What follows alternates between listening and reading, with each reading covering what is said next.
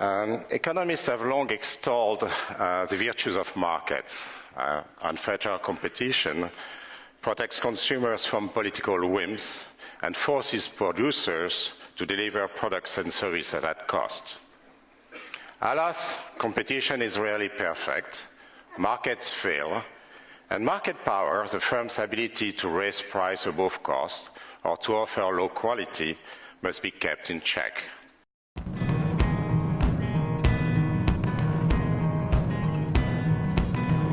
Jean Tirole is chairman of the Foundation J.J.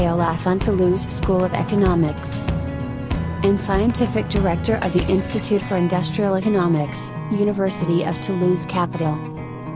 He is also affiliated with MIT, where he holds a visiting position, the École des Hautes Études in Sciences Sociales, and with the Institute for Advanced Study in Toulouse, which he helped found in 2011. Tirole was born on 9 August 1953 in Tirole, a town located east of Paris and north of Bourgogne. He left Rouen after his baccalaureate to carry out preparatory studies at the Lycée Henri Poincaré in Nancy in 1971. He received engineering degree from École Polytechnique in 1976. From École Nationale des Ponts et Chaussées in 1978. A doctorate of 3M Cycle and Decision Mathematics from the University Paris 9 in 1979. And finally a PhD in economics from MIT in 1981. Before moving to Toulouse in 1991, he was professor of economics at MIT. Jean Tirole is one of the most influential economists of our time. He has made important theoretical research contributions in a number of areas, but most of all he has clarified how to understand and regulate industries with a few powerful firms. Tirole is awarded this year's prize for his analysis of market power and regulation. Regulation is difficult. Which activities should be conducted as public services and which should be left to private firms is a question that is always relevant. Many governments have opened up public monopolies to private stakeholders. This has applied to industries such as railways, highways, water, post and telecommunications, but also to the provision of schooling and healthcare. There are two main difficulties. First, many markets are dominated by a few firms that all influence prices, volumes and quality. Traditional economic theory does not deal with this case, known as an oligopoly. Instead it presupposes a single monopoly or what is known as perfect competition. The second difficulty is that the regulatory authority lacks information about the firm's costs and the quality of the goods and services they deliver. This lack of knowledge often provides regulated firms with a natural advantage. Before Mr. Tirole, economics was good at perfect competition, commodity markets, for example, and good at situations of monopoly. There was also a general understanding of how companies behave in oligopoly. Mr. Tirole's achievement was to make this understanding far more detailed and specific to particular industries. He argued there is no blanket way to regulate an oligopoly. He built a framework using new tools such as game theory, that is the mathematics study of conflict and cooperation, and contract theory, that is the study of how contracts can be agreed in the face of asymmetric access to information. One of the big problems with regulating oligopolies was the lack of full information on issues such as costs and pricing at the companies. Along with his research partner, the late Jean-Jacques Lafont, in the 1980s, he developed the idea of using complex industry-specific incentive contracts to regulate oligopolies.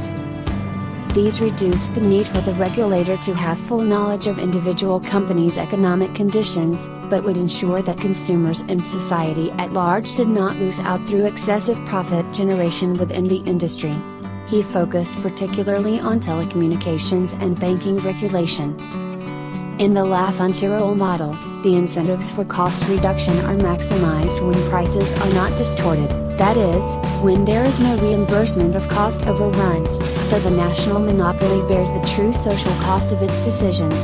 but with asymmetric information about the firm's true efficiency. Such high-powered incentives imply large rents for efficient or low-cost firms. In the constrained optimum, prices are distorted in order to reduce these rents. Finally, these are 5 contributions to economics from Nobel winner Jean Tirole. First, market regulation.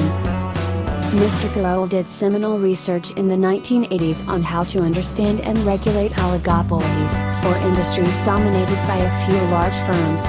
People that were working on this were looking for a single tool, said Torsten Persson, an economist at Stockholm University who chaired the Nobel Committee. Tirole and his co-authors have taught us is that you need a whole toolkit. Second, industrial organization. A 1984 paper he co-wrote provided a theoretical guide on how established firms should deal with new entrants, noting that pouring money into a business to thwart up-and-comers could also reduce the incentive to respond aggressively to competitors.